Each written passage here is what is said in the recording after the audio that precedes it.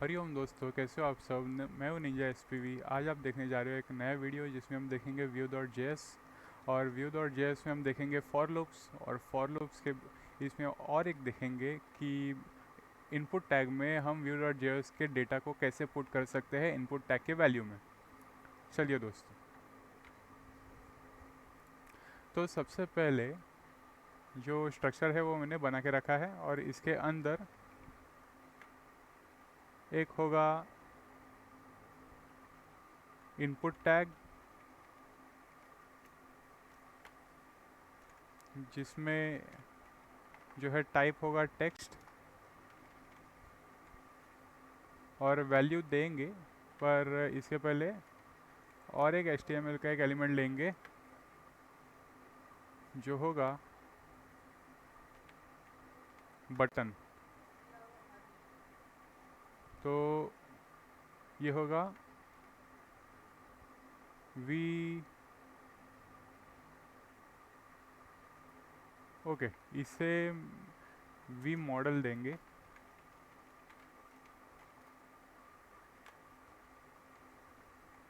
और इसके अंदर जो वैल्यू होगी वो देंगे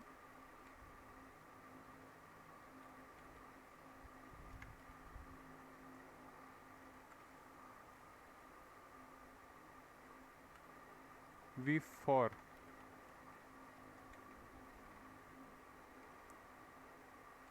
तो इसके अंदर वैल्यू आएगी, पर सबसे पहले हम देखेंगे क्लिक। और इसके लिए व्यू डॉट जेएस का ऑब्जेक्ट बनाना ज़रूरी है। Const const Vue JS equals new view. और इसके अंदर जैसे मैंने आपको पहले बताया था, EL टैग माउंट करने के लिए डेटा, जिसको मैं फंक्शन लिखूँगा, और इसका एक रिटर्न वैल्यू होगा। रिटर्न वैल्यू कुछ भी हो सकता है। और दूसरा मेथड्स,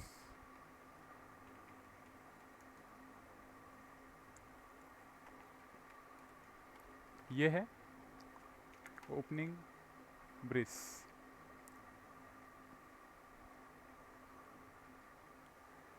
तो दोस्तों, कुछ इस तरह का स्ट्रक्चर होगा। अभी इसमें मुझे देना है str डेटा, ये होगी की, और इसका जो एलिमेंट रहेगा यानी कि वैल्यू रहेगा, तो वो होगा दिस इज़ द डेटा। तो ये गए एपिसोड का ही मैं एक बार इटरेट कर रहा हूँ, जिससे आपको फिर से रिकॉल हो जाए। और यहाँ पे होगा मेथड। तो मेथड का नाम फंक व्यू।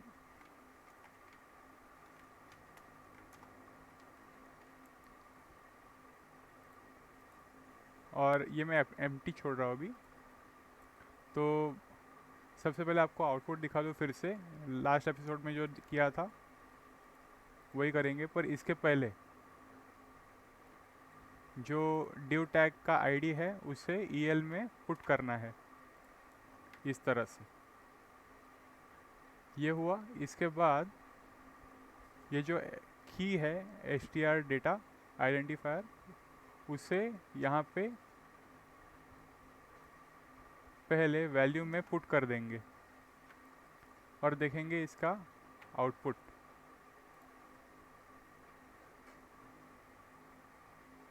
तो यहाँ पे str डेटा ही आ रहा है, क्योंकि मैंने डबल करली ब्रेस नहीं दिया।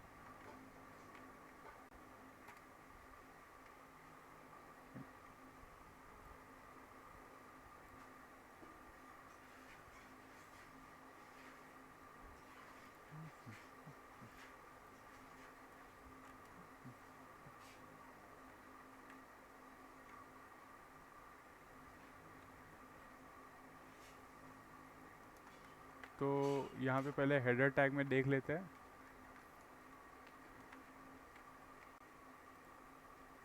तो हेडर टैग में ले रहा है, इनपुट टैग में नहीं ले रहा है। तो ये क्यों हो रहा है दोस्तों? तो ये इसलिए हो रहा है क्योंकि हमने वी मॉडल का यूज़ नहीं किया है।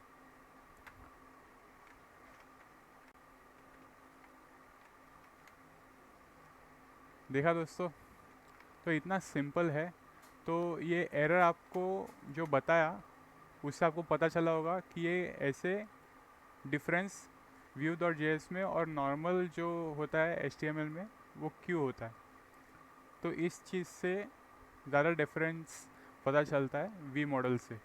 तो वी मॉडल में क्या होता है कि Vue.js में जो भी है वैल्यू उसको डिटरमाइन करने के लिए वी मॉडल यूज़ करते हैं। तो यहाँ पे की था, तो की को यूज़ करके वैल्यू को एक्सट्रैक्ट करना बहुत ज़रूरी था, इसलिए वी मॉडल Vue.js हमें देता है, जो हमें डायरेक्टिव, इसे डायरेक्टिव बोलते हैं दोस्तों, इसका यूज़ किया जाता है। तो ये था लास्ट एपिसोड का, और आपको रिकॉल हुआ होगा अभी। और यहाँ पे वी मॉडल ना होके, अगर आपने लास्ट एपिसोड अच्छे से देखा होगा दोस्तों, तो ये वी मॉडल ना होके वी ऑन था। अगर आपने डिटरमाइन पहले ही कुछ सेकंडों में किया होगा तो बहुत अच्छी बात है, क्योंकि मैंने ये जानबूझ कर रखा था। और इसके बाद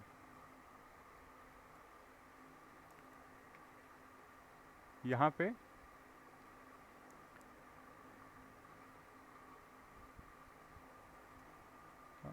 पे कुछ वैल्यूज़ देंगे। तो यहाँ पे मैं दूंगा कंसोल में console.log इन द फंक्शन,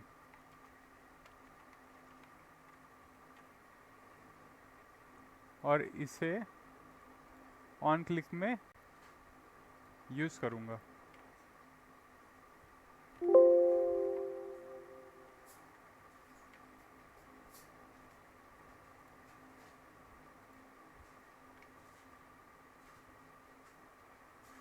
तो दोस्तों console.log में है, आप देख सकते हो दोस्तों, क्लिक करने के बाद इन द फंक्शन ये आया। तो आपको क्लियर बता दूं, क्लिक करने के बाद कुछ इस तरह से आया।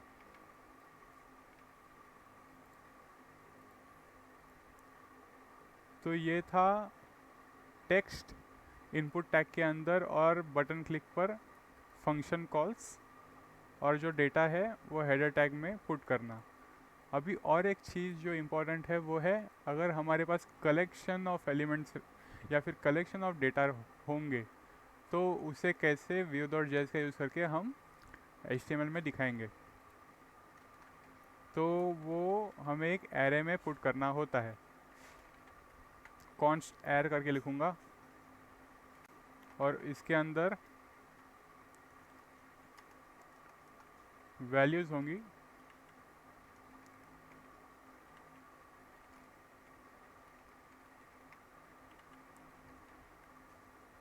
तो एलिमेंट 1, एलिमेंट 2, एलिमेंट 3। तो दोस्तों ये हुआ एरे। एरे में कलेक्शन ऑफ एलिमेंट्स है, एलिमेंट 1, 2 और 3 जो स्ट्रिंग है, और उससे अभी ये जो आपको फंक्शन दिख रहा है उसके अंदर एक की बनाऊंगा मैं एर करके, और उसके अंदर पुट करूंगा।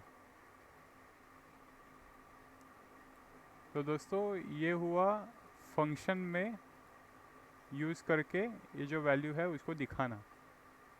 तो अभी ये मुझे डायरेक्टली दिखाना है हेडर टैग में, तो मैं कैसे दिखाऊंगा?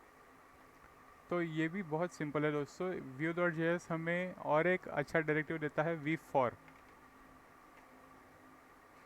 इस चीज़ का यूज़ करके हम कर सकते हैं। तो यहाँ पे मैं डबल कोट्स ही यूज़ करूँगा और यहाँ पे लिखूँगा str एलिमेंट्स, एलिमेंट, एक एक एलिमेंट वो दिखाएगा इन एर। तो एर कहाँ से है, यहाँ से। देखते हैं दोस्तों इसका आउटपुट क्या आता है।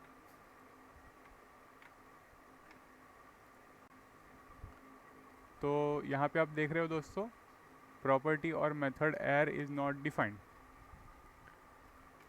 अभी इस चीज़ का यूज़ करके देखेंगे।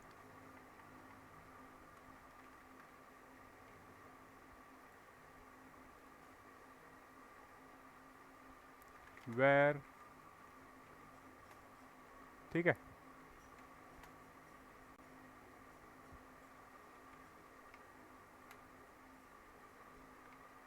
तो इससे भी नहीं आया, इससे भी नहीं आया, ठीक है। तो यहाँ पे जो डेटा है, तो आपको देखना चाहिए दोस्तों कि ये जो है यहाँ पे लेना है, और यहाँ पे डायरेक्टली आप रिटर्न वैल्यू कर सकते हो, वो भी आपको दिखा दूंगा।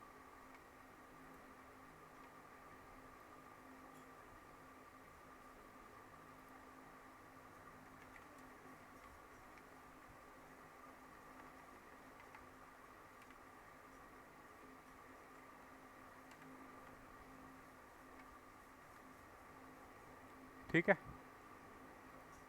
तो एलिमेंट 1, 2 और 3 आपको दिख रहे हैं। तो दोस्तों इसमें मैंने क्या किया, पहले आपको कुछ एरर्स जो आते हैं वो आपको करके दिखाए, और उसके बाद जो है आपको जो उसका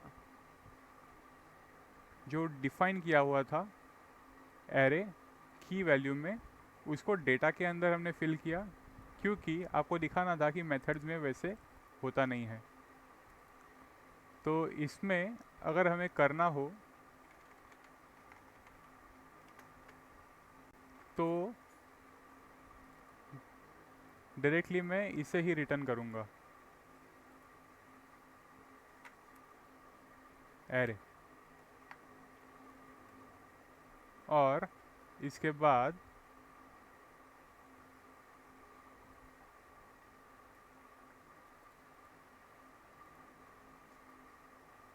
इस चीज़ को यहाँ पे जब क्लिक करेंगे तब जो आउटपुट आएगा वो डिफरेंट होगा।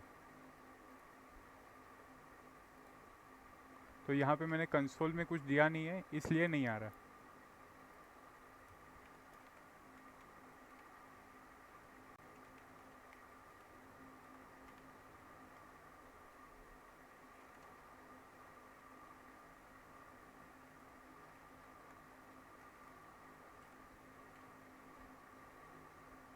इंडेंटेशन भी आपको बता दूंगा। इसमें अनएक्सपेक्टेड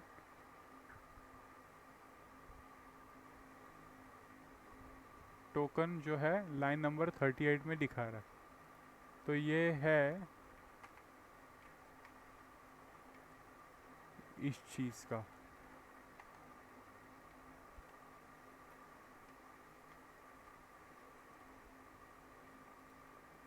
तो आप देख सकते हो दोस्तों, console.log में एरे हमारा आ गया है, और इसी चीज़ को सिंप्लीफाइड वे में हमने लिखा है।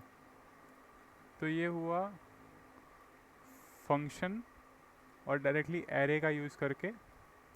तो दोस्तों आज जो आपने सीखा, इसमें स्टाइलिंग आपने नहीं सीखी। तो स्टाइलिंग भी जो है वो तो आपको पहले के एपिसोड में बताया था, पर इसमें अगर हमें बॉक्स शैडो के साथ बॉर्डर रेडियस देना है तो वो भी दे सकते हो। तो वो भी आपको दिखा देता हूँ।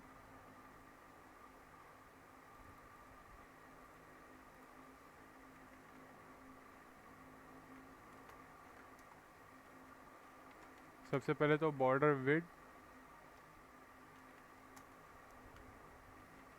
1 पिक्सल, और उसके बाद बॉक्स शैडो जैसे मैंने आपको बताया था यूज़ करना होता है। तो उसमें जितना शैडो स्प्रेड करना है वो अपने ऊपर डिपेंड होता है, तो वही यूज़ करूँगा। और इसके बाद बॉर्डर रेडियस का यूज़ करूँगा। तो बॉर्डर रेडियस में 20 पिक्सल रख रहा हूँ, सेव करूँगा।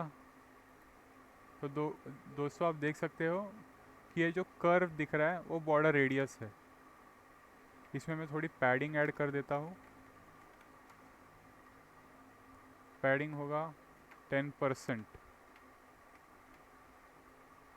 तो दोस्तों पैडिंग यानी कि आजू बाजू में जो स्पेस है वो ऐड करके अच्छा व्यू दिखाने के लिए पैडिंग यूज़ करते हैं, मार्जिन यूज़ करते हैं। तो ये जो पोजीशन है उसकी बदल जाती थी और उसका स्पेस उतना ही होता था जो पहले था। तो ये पैडिंग हुआ दोस्तों। और ये सबसे आसान तरीका है। और एक ट्राई करेंगे, ये जो फंक्शन आपको दिख रहा है ये फंक्शन के वैल्यू को डायरेक्टली HTML में दिखाएंगे।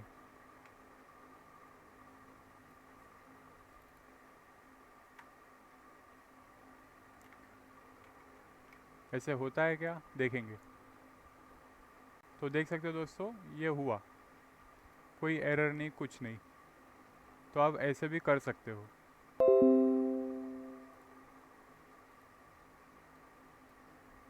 तो दोस्तों आज आपने एरर्स भी देखे, आज आपने उसको टैकल करना कैसे है वो भी आपने देखा। और उसके बाद जो आपने देखा, जो मैंने आपको पहले बताया था कि आज हम देखने वाले हैं इनपुट और बटन्स, और उसके बाद एरेज, फॉर लूप्स में एरे के एलिमेंट्स को कैसे एक्सट्रैक्ट करेंगे। तो और उसके बाद आपने एडिशन भी देखा कि CSS जो है उसमें क्या ऐड करके हम अच्छा आउटपुट देख सकते हैं।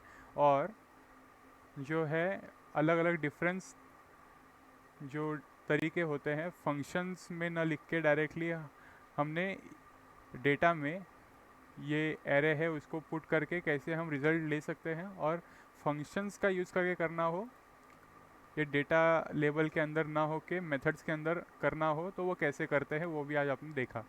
तो कंसोल में भी देखा और HTML में कैसे हम दिखा सकते हैं फॉर लूप में, वो भी आपने देखा।